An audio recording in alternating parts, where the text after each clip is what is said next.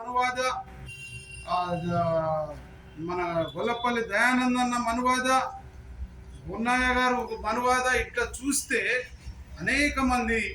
అంబేద్కర్ వాదులు ఇది సామాజిక న్యాయం వర్గీకరణ జరగాల్సిందే, అన్నదమ్ములుగా మనం కలిసి ఉండాలని వాళ్ళు మొదటి నుంచి వాళ్ళు అండగా ఉంటే, ఇదే ఈ మందకృష్ణ మాదిగకి గురువు అని చెప్పుకున్నట్టు సత్యమూర్తి గారు కూడా ఆయన మనువాద నీకు అండగా నిలబడ్డది ఆయన మాల సామాజిక వర్గమే కదా, పూర్తిగా మాలలు నీకు అండగా నిలబడ్డాలని ఈ రోజు రెచ్చగొట్టి మాదిగల చిరకాల ఆకాంక్షని ఏబిసిడి వర్గీకరణ అడ్డుకోవడానికి నువ్వు చేస్తున్న కుట్రలను చూస్తే పూర్తిగా నువ్వు బీజేపీ మనువాద పార్టీ ఏజెంట్గా మారితే మాకు అభ్యంతరం లేదు, కానీ బీజేపీని అడ్డం పెట్టుకొని ఇక్కడ వర్గీకరణ అమలు చేస్తున్నటువంటి ముఖ్యమంత్రి గారిని మీరు టార్గెట్ చేసి మాట్లాడడం అంటే తెలంగాణ రాష్ట్రంలో ఏబిసిడి వర్గీకరణ జరగకూడదనే నీ ఉద్దేశం మాకు స్పష్టంగా కనపడడం వల్ల, అదేవిధంగా ఈ యొక్క వర్గీకరణ చేసే విషయంలో ఆర్డినెన్స్ తీసుకొచ్చే విషయంలో జాప్యం జరుగుతున్న ఈ క్రమంలో ఎవరిని మేము దేహి అని అడగడం కంటే కూడా ఈ వచ్చిన సుప్రీంకోర్టు తీర్పును ఆధారం చేసుకుని పార్లమెంట్లో నువ్వే చెప్పావు, కలుసుకొని నరేంద్ర మోడీ గారి హృదయం నీ హృదయం అందరి సమాజం చూస్తుంటే మీ ఇద్దరి హృదయాలు పలకరించుకున్నట్టే ఈ సమాజానికి చూపించిన సీన్ మేము చూసాం కదా, ఇక నీకు నీ నరేంద్ర మోడీ గారే కదా ఇప్పుడు కేంద్రంలో అధికారంలో ఉన్నది, రేపు రాబోయే పార్లమెంట్ సమావేశాల్లో నీ బీజేపీ పార్టీతోని నువ్వు ఢిల్లీ వెళ్ళి వర్గీకరణని సుప్రీంకోర్టులో ఇచ్చిన తీర్పును ఆధారం చేసుకుని మీరు 341 ఆర్టికల్ని సవరిస్తూ పార్లమెంట్లో బిల్లు పెట్టించే విధంగా మీరు ఢిల్లీ వెళ్ళి అక్కడ పనిచేయరు, కానీ ఇక్కడ మాలమాదిగల్ని రెచ్చగొడుతూ మీరు ఇక్కడ మరో మణిపూర్ని చేసే విధంగా నీ చర్యలు కనపడతా ఉన్నాయి. అక్కడ ఏదైతే రెండు వర్గాల మధ్య వాళ్ళు ఈ రోజు మారణకాండ సృష్టిస్తా ఉన్నారో తెలంగాణలో మీరు వివేక్ గారు ఇద్దరు కలిసి, వివేక్ గారు ఏనాడు మాలల పక్షపాతిగా లేడు, వెంకటస్వామి గారు మాల మాదిగల ఐక్యత కోసం ఆయన ఎంతో పెద్ద మనసుతో ఎంతో త్యాగంతో మాలలకి మాదిగలకి సమానంగా న్యాయాలు జరిగే విధంగా కృషి చేసిన మహనీయుడు కుమారుడిగా ఆయన వారసుడిగా ఆయన ఆకాంక్షలకు విరుద్ధంగా ఈరోజు నువ్వు మాల నాయకుడిగా అవతారం ఎత్తి నువ్వు ఈరోజు ఒక పక్కన కృష్ణమాదిగ ఒక పక్కన మాల మాదిగల మధ్య మీరు వైరుధ్యాలు సృష్టించాలని చూస్తే మిస్టర్ వివేక్ గారు మిస్టర్ కృష్ణమాదిగ గారు మీ ఇద్దరిని మాల మాదిగలు గ్రామాల నుంచి భవిష్యత్తులో రాకుండా మీరు రాజకీయ అవసరాల కోసం నీ మంత్రి పదవి కోసం నువ్వు మాల మానాడు అధ్యక్షుడు అయితే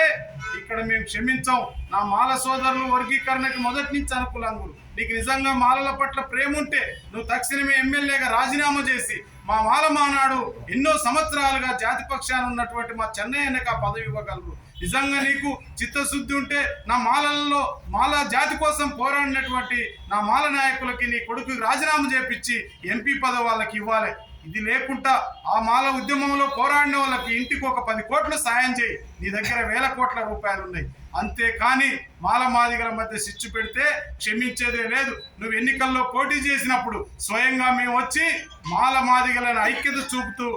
వివేక్ గారిని గెలిపించండి, వంశీ గారిని గెలిపించని చెప్పిన మా ముఖాలని చిన్నబుచ్చుతున్నటువంటి నీ విధానాలు చూస్తే మాల మాదిగల ఐక్యత పట్ల తూట్లు నువ్వు మందకృష్ణ గారు పొడవాలని చూస్తే ఈ సమాజం క్షమించదు. ఏబిసిడి వర్గీకరణ విషయంలో ఇక్కడ రాష్ట్ర ముఖ్యమంత్రి గారు తీసుకున్న నిర్ణయానికి మీరు బ్లాక్ మెయిల్ మీ ఇద్దరు కలిసి నీ మంత్రి పదవి కోసం మీరు ముఖ్యమంత్రిని బ్లాక్ మెయిల్ చేసిన ఆయన ఈ యొక్క బీజేపీ దగ్గర ఏజెంట్ గుండి ఈడ రేవంత్ రెడ్డి గారి ప్రభుత్వాన్ని కూల్చుతా తొక్కుతా పాతాళానికి చేస్తుంటే ఇక్కడ ముఖ్యమంత్రి గారికి వర్గీకరణ చేసేంత వరకు మాదిగ ఉపకులాలతో పాటు మొత్తం 59 కులాలు సమన్వయంగా మేము ముఖ్యమంత్రికి రక్షణ కవచంలో ఉంటాం. వర్గీకరణ ఆ యొక్క అమలయ్యేంత వరకు మేము అండగా ఉంటాం. మీ ఇద్దరి కవింపు చర్యలు అంతు చూస్తామని నా అమర నిరాహార దీక్ష కేవలం మీ ఇద్దరు మనువాదులు, నువ్వు వివేక్ గారు మనువాది, నువ్వు అంబేద్కర్ వాది కాదు, నీ ఇంటికి వెళ్ళి చూస్తే తెలుస్తుంది. కృష్ణమాదిగ గారు గుళ్ళల్లో పూజలు చేసి ఇక్కడ చేతి మీద సిలువేసుకున్నంత మాత్రాన నిన్ను మేము అంబేద్కర్ వాది అనుకోము, నువ్వు మనువాదివే. మీ ఇద్దరు మనువాదులు అంబేద్కర్ వాదులు, నిజమైన మాలలు నిజమైన మాదిగలు మాదిగ ఉపకులాలు తప్ప. దయచేసి భవిష్యత్తులో మీరు అనుకుంటున్నారో నా ప్రాణం పోయినా మాల మాదిగల్ని విడిపోనియను, నా ప్రాణం ఇక్కడ పెట్టిందే నా మాలమాదిగల్ని కలపడానికి, నా ప్రాణం ఇక్కడ పెట్టింది అన్నదమ్ములుగా మేము సమాన వాటాలు పంచుకోవాలి, సుప్రీంకోర్టుని మేము గౌరవించడానికే ఈ యొక్క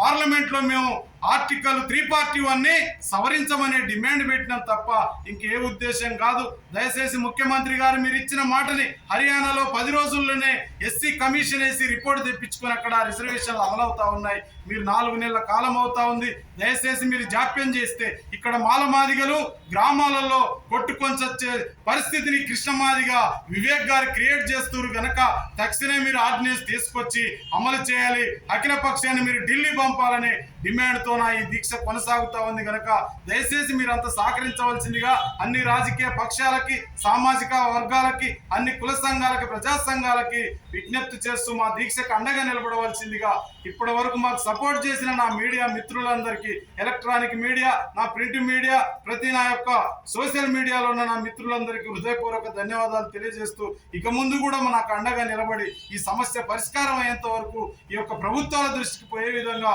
మీరు సాయం అందించాలని కోరుకుంటున్నాను.